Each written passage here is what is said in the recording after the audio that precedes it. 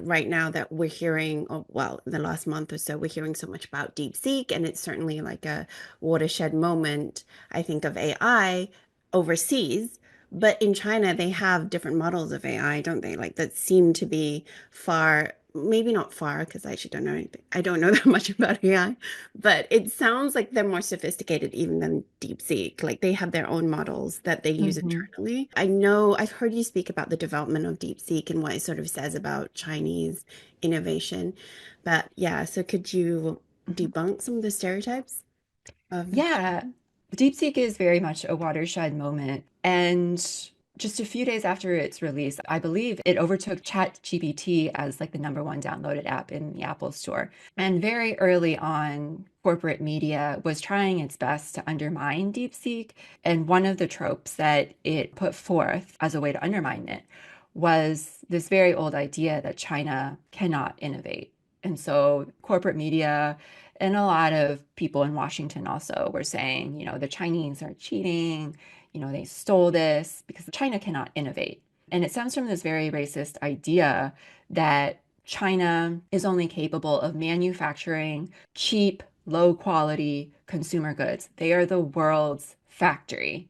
They are very low on the manufacturing value chain, but they cannot innovate these kinds of technology that you see coming from places like the US, Japan, Europe. That technological domain belongs to the imperialists. It belongs to the US and its allies, and it should always be dominated by the US.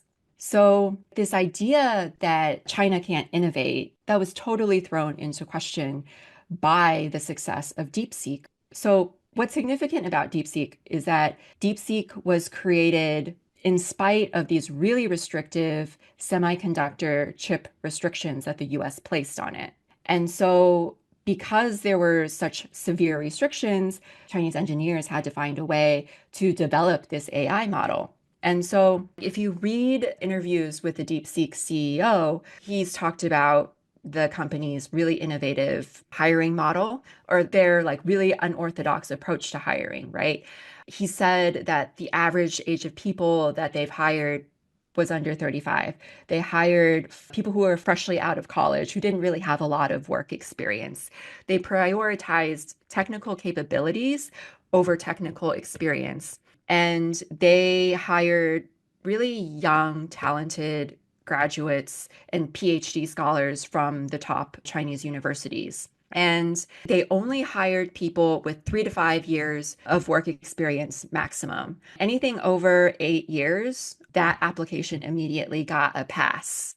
They found passion, creativity as more important than technical experience. And the thinking behind this is that a lot of experience can actually hinder innovation because if you're presented with a problem and maybe you have a lot of experience, you start thinking that this problem is insurmountable. Whereas someone who doesn't have a lot of experience, they have fresh eyes and can try to find a solution in a more creative way. So the CEO has said that DeepSeek operated more as a research lab than a for-profit enterprise. And so he also said that these people were given the space to explore and the freedom to make mistakes. And that's what really pushed innovation was this young talent on top of these really severe restrictions and sanctions on these chips because they had to find a way to create this AI model with the less advanced chips that they had. And so look what they developed. This is pure innovation, right? This is AI model that runs on par with the top Silicon Valley language learning models or large learning models, I'm sorry.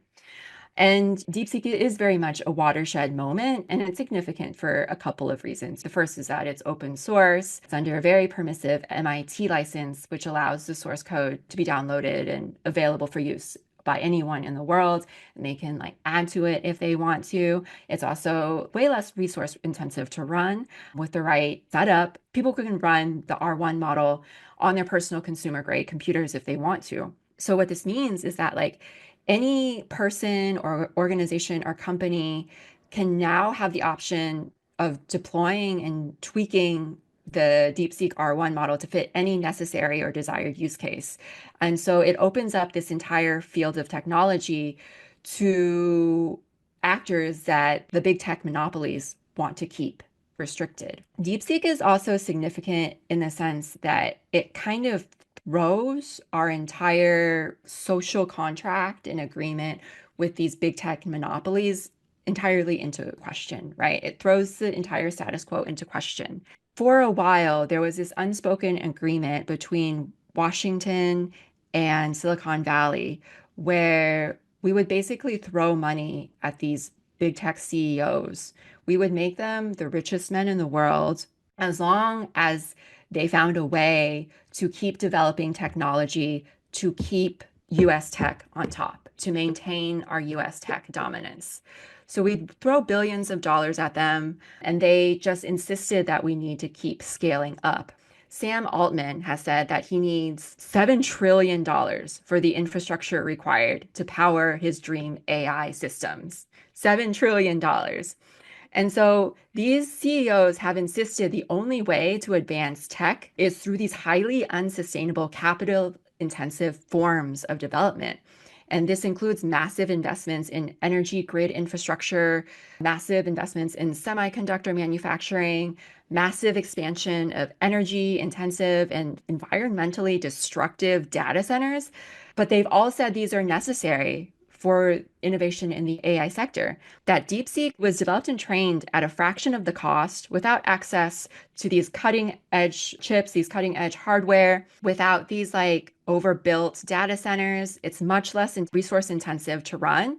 It throws that status quo entirely into question. It throws into question that AI development really necessitates this kind of capital intensive hyperscaling approach. And so that is why DeepSeek is so important. And that's why it's so revolutionary.